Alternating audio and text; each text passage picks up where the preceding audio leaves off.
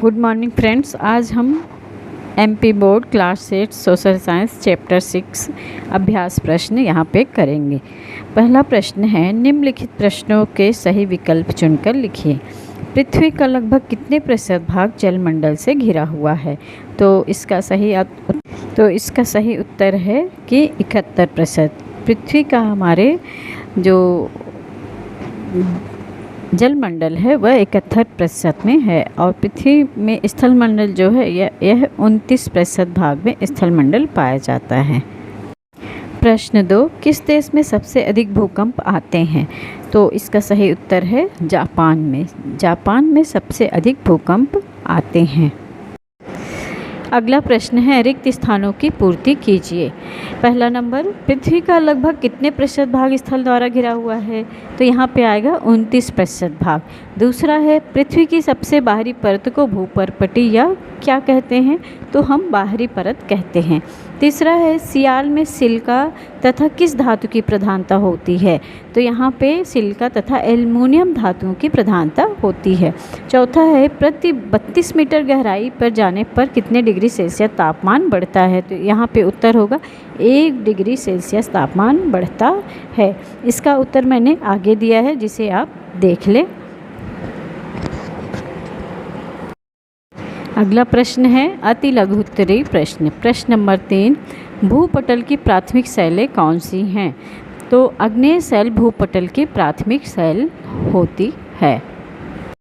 प्रश्न नंबर 2, धरातल की 3 प्रमुख स्थलाकृतियों के नाम लिखिए। तो इसका उत्तर है पर्वत, पठार और मैदान धरातल की 3 प्रमुख स्थलाकृतियाँ हैं। अगला प्रश्न है, शैलों में जब लहरनुमा मोड़ पड़ जाते हैं तो उन्हें क्या कहते हैं? तो इसका उत्तर है, शैलों में जब लहरनुमा मोड़ पड़ जाते हैं तो उन्हें हम वलन कहते हैं। फिर हमारा अगला प्रश्न है, संसार में सबसे अधिक ज्वालामुखी कहाँ हैं? तो इसका उत्तर है कि संसार में सबसे अधिक ज्वालामुखी प्रशांत महासागर के चारों ओर तटीय भागों तथा महाद्वीपीय क्षेत्रों में पाए जाते हैं।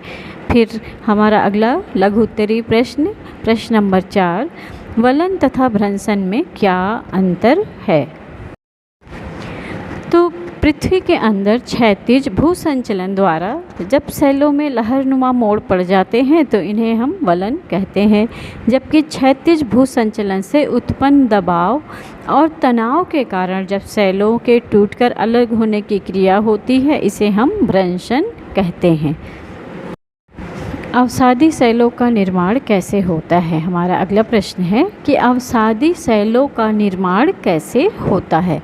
तो इसका उत्तर है, जल, वायु, हिम द्वारा बहाकर लाए गए कंकड़, पत्थरों के छोटे छोटे कण, जीवाश्म आदि जिन्हें हम अवसाद कहते हैं, इनके द्वारा भूभाग या समुद्र के तल में परतों के रूप में जमा होते जाते हैं और ये अवसाद की परतें गर्मी और दबाव के कारण कठोर हो जाती हैं और इन्हीं कठोर पदार्थों से अवसादी शैलों का निर्माण होता है या इन्हीं कठोर पदार्थ से अवसादी शैल कहलाते हैं या इसी से अवसादी शैलों का निर्माण होता है।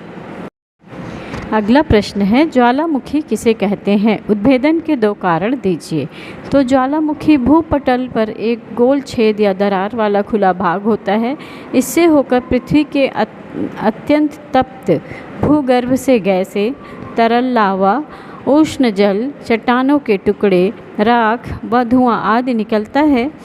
तो इसे ही हम क्या कहते हैं? इस पूरी प्रक्रिया को ज्वालामुखी कहते हैं। प्लेटों का खिसकना व भूकंप ज्वालामुखी उद्भेदन के 2 कारण हैं। या फिर जो पृथ्वी के अंदर रेडियोधर्मी पदार्थ होते हैं उनकी गर्मी के कारण भी ज्वालामुखी फटते हैं। हमारा अगला प्रश्न है प्रश्न नंबर 4, भूकंप से लाभ तथा हानियाँ लिखिए। तो अर्थात भूकंप आने पर हमें क्या क्या लाभ होते हैं और क्या क्या हानियाँ होती हैं। तो भूकंप से लाभ, इससे कभी कभी उपजाऊ भूमि उभर आती है, नवीन भू आकारों का निर्माण होता है, इनसे बहुमूल्य खनिज पदार्थ धरातल पर आ जाते हैं और इनसे नीचे हो जाने पर भूभाग पर झीलों का निर्माण होता है। अब भूकंप से हानियाँ, इससे जन धन की हानि होती है, मनुष्य, पशु आदि मर जाते हैं, इमारतें गिर जाती हैं, रेलें सड़कें टूट जाती हैं, कारखाने नष्ट हो जाते हैं, नदियों के मार्ग रुकने से भयंकर बाढ़ आ जाती है, समुद्र में बहुत ऊंची विनाशकारी लहरें उठती हैं, भूखंडों में दरारें पड़ जाती हैं तथा कुछ भाग नीचे और कुछ भाग ऊपर हो जाता है।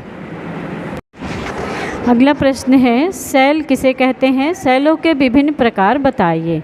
तो धरातल की रचना करने वाले सभी पदार्थ सेल कहलाते हैं, अर्थात जिन पदार्थों से भूपृष्ठ का निर्माण होता है उन्हें सेल कहते हैं।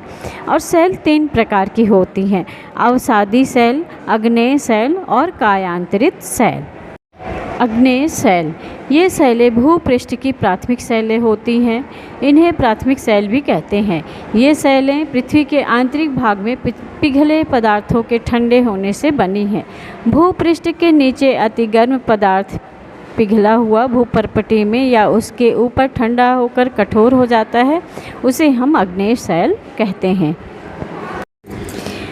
अवसादी सेल, जल, वायु, हिम द्वारा बहाकर लाए गए कंकड़, पत्थर, छोटे छोटे कण, जीवाश्म आदि भूभाग या समुद्र तल में परतों के रूप में जमा हो जाते हैं और इस प्रकार जमे हुए पदार्थ को हम अवसाद कहते हैं। यही अवसाद की परतें गर्मी तथा दबाव के कारण कठोर हो जाती हैं, उन्हें हम अवसादी या परतदार सेल कहते हैं। तीसरी सेल का नाम है, अगली सेल है कायांतरित सेलें। जब अग्नेय तथा अवसादी सेलों के रूप, रंग और गुण में आंतरिक ताप और दबाव के कारण पूर्ण रूप से परिवर्तन हो जाता है तो उसे हम कायांतरित या परिवर्तित सेल कहते हैं। अब अगला प्रश्न है कि पृथ्वी की संरचना को रेखा चित्र द्वारा समझाइए। तो आइए हम इसका रेखा चित्र देखते हैं। यह है पृथ्वी की आंतरिक संरचना का चित्र। इसमें सबसे बाहरी परत भूपर्पटी कहलाती है, फिर उसके बाद सियाल या मैग्मा है, फिर सबसे अंदर नीफे की क्रोड पाई जाती है। पृथ्वी की संरचना का नामांकित चित्र, तो अभी हमने आपको चित्र दिखाया। अब पृथ्वी की सबसे बाहरी व ऊपरी परत को भूपर्पटी या स्थलमंडल कहते हैं। इसी प्रकार प्राणी जगत निवास करता है। यह मंडल हल्की जलज सेलों से बना हुआ है और इसकी मोटाई लगभग 10 से 70 किलोमीटर है। स्थलमंडल की ऊपरी परत को सियाल भी कहते हैं। इसमें सिलिका और एल्युमिनियम की अधिकता होती है। सियाल के नीचे की परत को सीमा कहते हैं। इसमें सिलिका और मैग्नीशियम धातुओं की प्रधानता होती है। इसके नीचे मेटल है, इसमें ओलिवाइन और पायरॉक्सिन खनिजों की प्रधानता है। इसके नीचे पृथ्वी का क्रोड है जिसे हम नीफे कह के पुकारते हैं, इसका नीफे कहते हैं। अब अगला प्रश्न है कि ज्वालामुखी के मानव जीवन पर होने वाले प्रभाव को बताइए, यानी ज्वालामुखी मानव जीवन को किस प्रकार से प्रभावित करता है यह हमें बताना है। तो इसका उत्तर है कि ज्वालामुखी के मानव जीवन पर होने वाले प्रमुख प्रभाव इस प्रकार हैं। ज्वालामुखी से विभिन्न आकृतियों की रचना होती है, जैसे मैदान, पठार, पर्वत आदि। इनसे हमें बहुमूल्य खनिज पदार्थों की प्राप्ति भी होती है। ज्वालामुखी से निकला हुआ लावा चारों ओर फैलकर कालांतर में उपजाऊ मिट्टी का निर्माण करता है। शांत ज्वालामुखी के मुख में वर्षा का जल भरने से झीलों का निर्माण होता है। ज्वालामुखी से कई लाभ के साथ साथ हानियां भी होती हैं। ज्वालामुखी उद्गार से मानव, जीव जंतु, वनस्पति, कृषि क्षेत्र, मानव आवास एवं बड़े बड़े नगर, शहर, गांव जलकर नष्ट हो जाते हैं अथवा दबकर ध्वस्त हो जाते हैं। इस प्रकार से ज्वालामुखी का हानिकारक भी प्रभाव हमारे मानव जीवन पर पड़ता है। अगला प्रश्न है, भूकंप किसे कहते हैं? भूकंप आने के कारण लिखिए। तो उत्तर है, भूकंप शब्द 2 शब्दों से बना है, भू तथा कंप, जिसका सामान्य अर्थ है पृथ्वी का कंपन। जिस तरह किसी शांत जल में पत्थर का टुकड़ा फेंकने पर लहरें केंद्र के चारों ओर प्रवाहित होती हैं, उसी तरह भूगर्भ उद्गम क्षेत्र केंद्र में कोई गड़बड़ी होने वाले स्थान में भूकंप लहरें चारों ओर फैलती हैं। भूकंप की उत्पत्ति जिस स्थान पर होती है उसे भूकंप केंद्र फोकस कदा अचानक हलचल हो जाने के कारण पृथ्वी की सतह पर भूकंप आ जाते हैं। तीव्र ज्वालामुखी उद्भेदन होने पर भी भूकंप आते हैं। कभी कभी भूगर्भ में बनने वाली गैसों एवं जल वाष्प भी कमज़ोर भूपटल को हिला देती हैं, जिससे भूकंप आते हैं। इस तरह से आज हमने यह पाठ कंप्लीट किया। मिलते हैं अगले वीडियो में, तब तक के लिए थैंक यू।